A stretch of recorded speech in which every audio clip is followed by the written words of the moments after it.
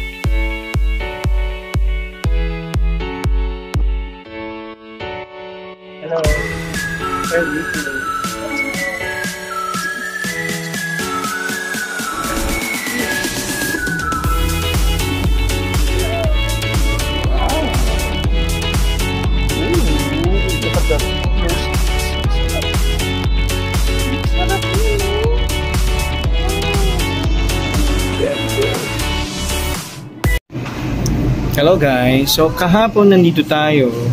Ngayon bumalik ako with kasama na, syempre, with the kids. Here they are. So how was it? How's the visit niyo? Yun lang, sabi niyo, very good. Malaki? Malaki? It's like really big. So it's not the regular. I have Pringles. So because we used to go to pure gold lang naman kasi the usual. So ito talagang gigantic. Supermarket. Laki. Ang daming, like nandito kami ngayon sa puro brands ng ice cream. So dami. Yan. Ito naman butter. So, ngiti pa siya. Oh, 360 degree ko kayo. Okay. Ikot pa kami, papaguli ng paa. Mamaya pahinga na rin. May mga nakuha na kami. Nag-grocery na ako kahapon kasi. So, hindi na ako kukuha ng masyadong marami ngayon. Praying na mangyari yun.